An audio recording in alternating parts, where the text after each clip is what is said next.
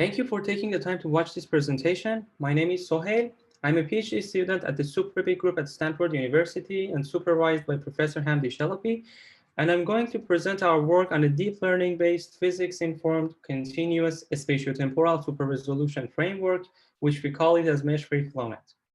This work has been done in collaboration with my colleagues at UC Berkeley, Caltech, Purdue University, Lawrence Berkeley National Lab, and NVIDIA. With that, I'd like to start with a few remarks on the motivation behind super-resolving simulation data.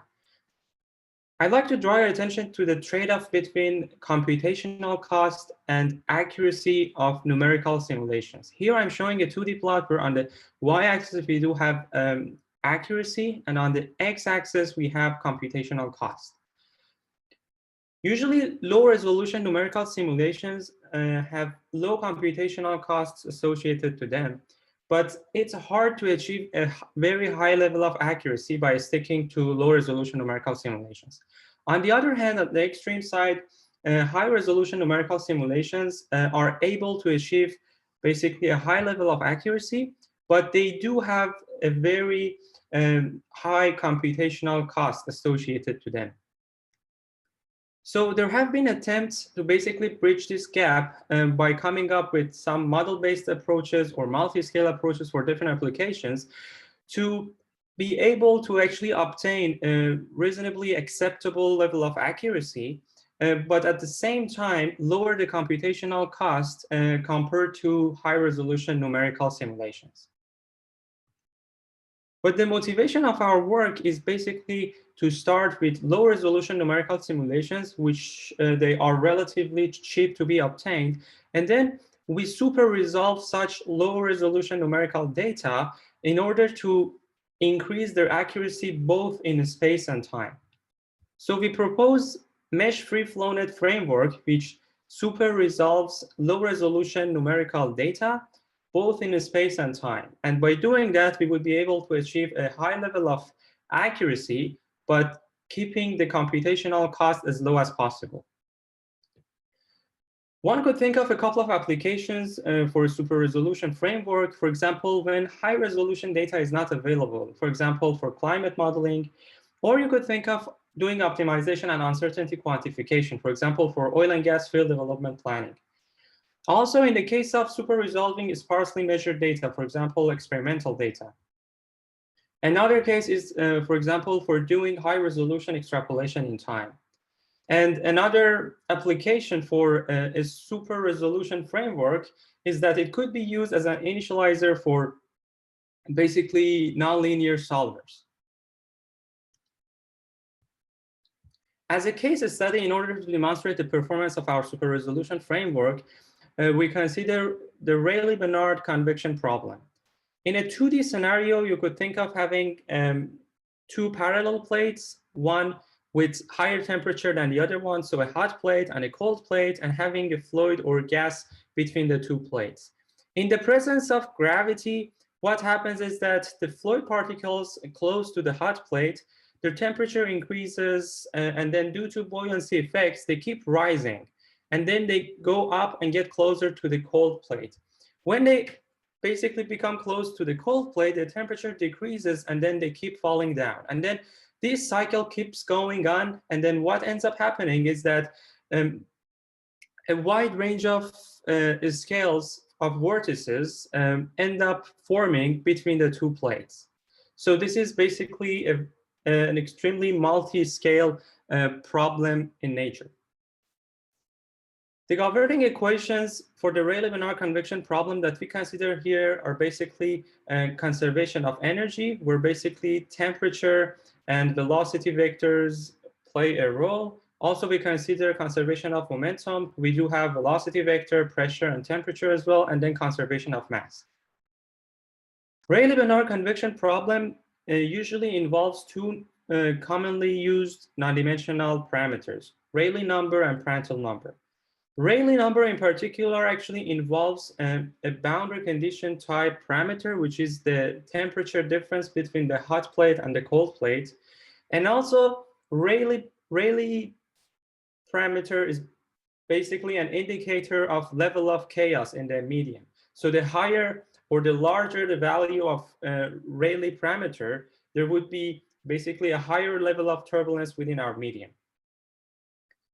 With that being said, on the right-hand side, I'm showing a typical solution of the Rayleigh-Benard problem, where on top we do see the temperature contours, where basically the red color represents higher temperature, and then the blue color represents lower temperature values. And as you see, basically, vortices are starting to form, and then you see that basically a chaotic basically nature is starting to grow between the two plates. And we do have the contours for pressure, horizontal velocity, and vertical velocity as well. So why have we chosen the Rayleigh-Benard convection problem? Because it's commonly observed everywhere. You can think of in the oceans, stars, in the atmosphere, and also a Rayleigh-Benard convection problem is being observed within the Earth mantle. Let me continue by giving you an overview of our super resolution framework. So in general, in the big picture, we consider a supervised type modeling. So as the input, we consider low resolution numerical simulation data. And then in this particular case, we do have a three-dimensional problem, 2 dimensions of a space, and then 1 temporal dimension. And since this is a supervised type learning, we do need to have ground truth values in order to be able to train our model. So for that, we consider high resolution ground truth numerical simulation. And then we do define some random query points in the 3D space of our problem. And by basically randomly selecting the query points in the 3D space, we then interpolate the values of the high-res numerical simulation on the grid on top of those query points. Regarding the architecture of our model, basically our model has 2 main components. In the upstream side, we do have a context generation network, which is basically a unit type architecture that is commonly used in computer vision applications for image segmentation, feature extraction, and so on. And then the second main component is a continuous decoding network. So the context generation network, as the input, it takes low resolution numerical simulation data. And as its output, it produces a latent context grid, which is basically some set of latent features that the context generation network extracts from the low resolution input data. Later on, this latent context grid becomes the input for the continuous decoding network, which is the downstream component of our architecture.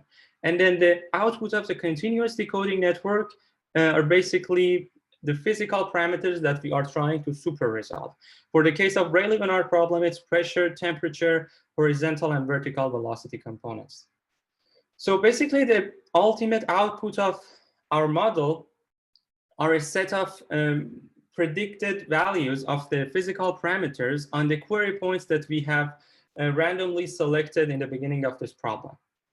So in order to train the whole model, we do consider a loss function, which basically has 2 main components. One we call as prediction loss, which is simply let's say you can think of an L1 norm or L2 norm of the differences between the high-res ground truth values and the predicted values. The second component of the loss function is what we call as equation loss. Equation loss basically takes into account the residual of the partial differential equations. So basically, it tries to enforce the physical constraints of the problem. So in case the residual of the PDEs for the given predicted values of our model as the output, if the residual of the PDEs becomes 0, it means that the partial differential equations that govern the physics of the problem are satisfied. If the residual be non-zero, it means that the physical constraints are not satisfied, and then that's basically the way we form the loss function, and then we try to minimize both of these loss components in order to train our model. So with that being said, our total loss function is kind of a weighted summation of the prediction loss and the equation loss, and we multiply the equation loss with a hyperparameter gamma, which basically takes into account the trade-off between favoring equation loss versus the prediction loss. So as I mentioned, the equation loss is simply the residual of the partial differential equations, and then the prediction loss is basically the L1 norm or L2 norm of the differences between the predicted values and then the ground truth values of the high resolution numerical inputs. In the backpropagation stage, when it comes to basically calculating the equation loss, we need to be able to calculate the partial derivative of the physical parameters at the output with respect to basically the parameters of the problem, for example, time, and then the spatial parameters. For example, here we have partial derivative of temperature with respect to time, and a second derivative of velocity with respect to x or z. So the way we calculate the value of these partial derivatives is basically by considering the continuous decoding network, which as its output, it has the physical parameters that we are super resolving. And then we calculate the partial derivatives of these outputs with respect to whatever basically parameters of the problem that we would like to calculate the partial derivatives with respect to. For example, is it time or the spatial coordinates or whatsoever? So by calculating the value for these partial derivatives, we back substitute those values into the PDEs that we have, and then we calculate the residual of those PDEs, and that becomes basically our equation loss. So talking about calculating the value of the physical parameters at the query points, given the high resolution numerical data, the way we do that is basically by considering the high resolution grid data, where basically at the intersection of the grid cells, we do have the value for the physical parameters as known values. And then we are interested in calculating the value of those physical parameters at randomly selected query points, which do not necessarily actually fall on any of the basically intersection points of the grid cells. They may fall somewhere within the cell.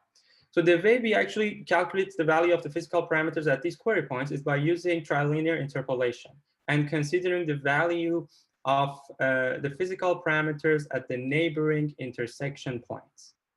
So we should note that linear interpolation of nonlinear functions makes it basically a nonlinear operation in total. And then we should note that by basically doing this way of interpolation, we would be able to do a continuous modeling of the spatio-temporal equations. So meaning that we no longer are limited to using grid data in order to train our model. And basically that changes the problem from a mesh-based type approach to a continuous type approach. Here I'm showing a very specific example on how we actually calculate the PDE loss or the equation loss. Imagine you have the partial derivatives of your PDEs. What you're interested in doing is basically calculate the value for those partial derivatives in the backpropagation step. So we can consider the decoding stage of our network, which, for example, its outputs are basically the physical parameters that we are super resolving. And then we do have the query points that we have randomly selected in our computational space. So by the way of interpolation that I showed you, we would be able to calculate the value of the physical parameters at these query points. And then also having our decoder stage, we would be able to calculate the partial derivatives during the backpropagation stage. And then having the value for the partial derivatives, we back substitute them to the basically PDE expression, and then calculates the PDE loss or the equation loss. Here I'm showing basically a more detailed overview of the two components of our model architecture. So as I mentioned, we do have a continuous decoding network and we do have a context generation network. So the context generation network takes as inputs low resolution numerical data. So we have low res inputs, and then this context generation network is basically, as I mentioned, a unit architecture, which is composed of 3D convolutional blocks, and then they are basically put together as of like an encoding decoding stage. And as the output of this context generation network, we do have a latent context grid. Then the second component, as I introduced earlier, is the continuous decoding network, where as its output, we have the 4 physical parameters, for example, considered for the Rayleigh-Benard problem, being the temperature, pressure, and horizontal and vertical components of the velocity.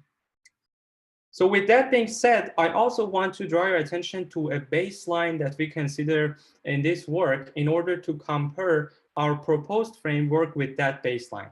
So the baseline is basically neglecting the continuous decoding network that we have proposed, and instead of that, replacing the decoding stage of the context generation network with simply a convolutional decoder. By doing that, we basically replace the latent context grid with directly the high-res output. So basically, the second baseline is starting with low-res input and then going through an encoder-decoder stage, the unit architecture, and then coming up with basically the high-res output. So looking again at the way we basically frame this supervised problem, think of the solution for temperature. As I mentioned, we have a 3-dimensional space, temporal dimension, and then 2 spatial dimensions.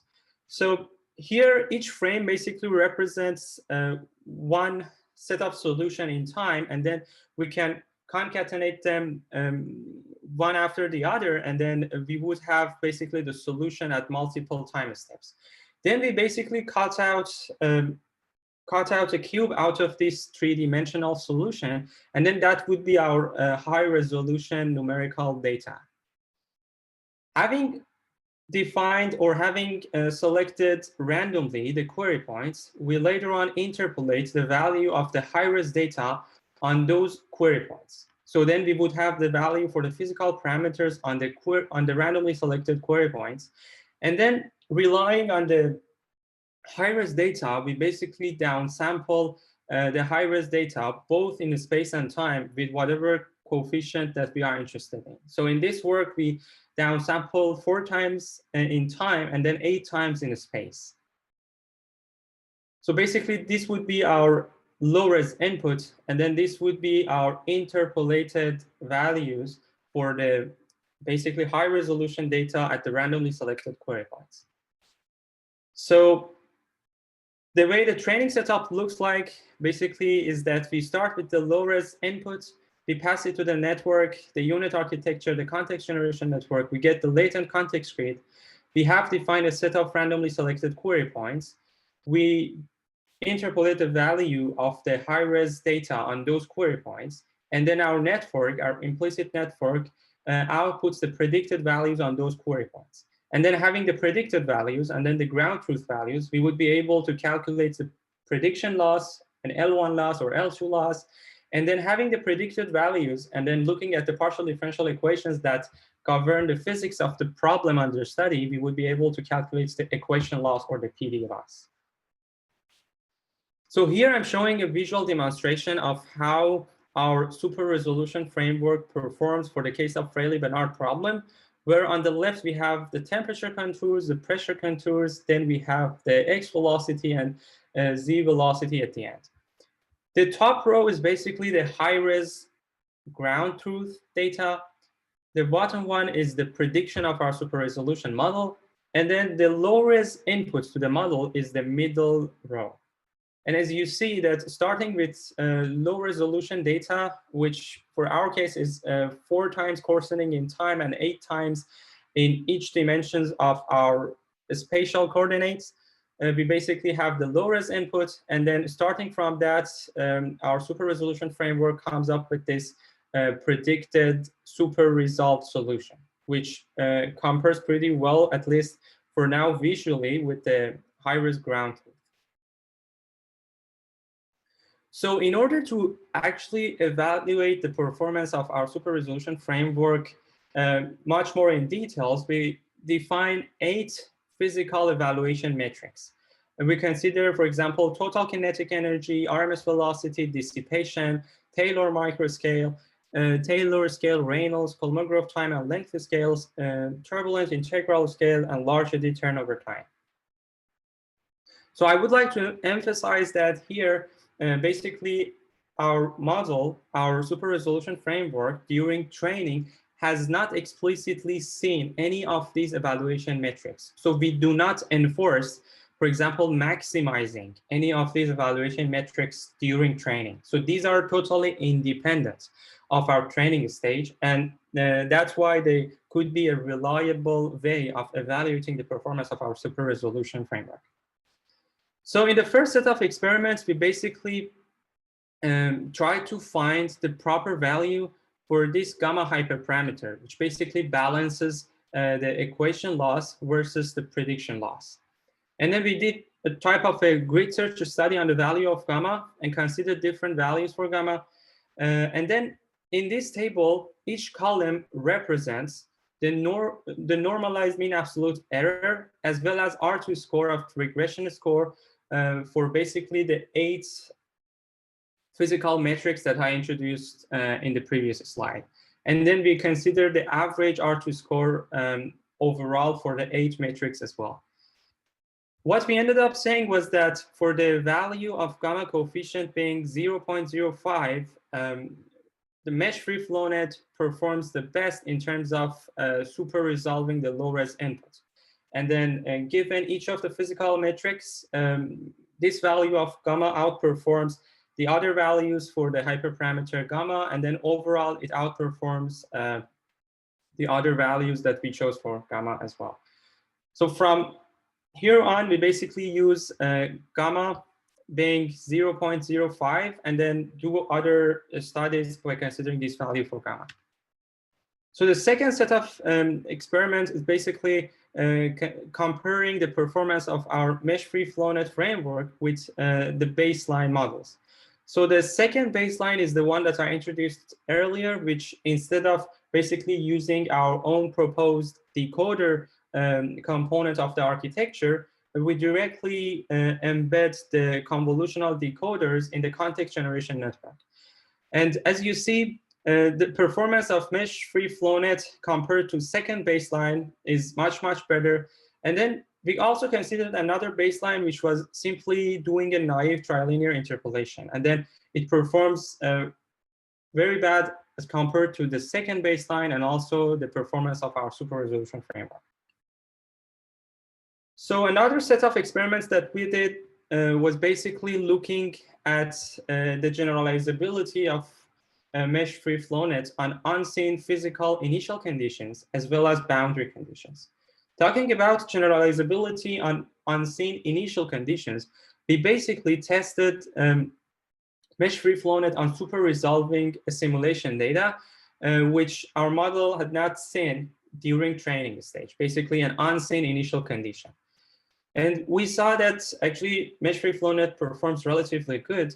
And then we could further increase the level of performance of mesh-free flow net by basically showing different data sets with different initial conditions during training stage. So in case we train mesh-free flow net on 10 different data sets, each of them having a different initial condition, and then test on another unseen data set with an unseen initial condition, the model's performance actually further increases. The second test was basically looking at the generalizability of our super resolution framework for unseen physical boundary conditions. Here we basically considered the unseen boundary conditions as like unseen Rayleigh numbers. So during our training stage, we considered Rayleigh numbers of around 10 to the power of 6. And then at test time, we went 2 orders of magnitude lower and then 2 orders higher than the training regime. And then we see that mesh-free flow nets generalizes pretty well to unseen ranges of the Rayleigh number. So these are basically the values of Rayleigh number which are higher than the training regime. They mean that we do have a higher level of turbulence in the domain, and then the ones below that range, we do have a lower level of turbulence. And then here I'm showing you basically a study that we did on scalability of our super resolution framework, where basically we tested the scalability of our implementation and our training procedure on large clusters up to 128 GPUs. And then we were able to achieve training time of less than 4 minutes when we used 128 number of GPUs. So as a conclusion, we proposed mesh-free FlowNet as a novel deep learning-based super-resolution framework to generate continuous grid-free spatio-temporal solutions from low-resolution inputs. Our proposed framework allows for outputs to be sampled at all spatio-temporal resolutions. It also allows for a set of PD constraints to be imposed. It also allows for training on fixed size inputs given arbitrarily sized spatio-temporal domains.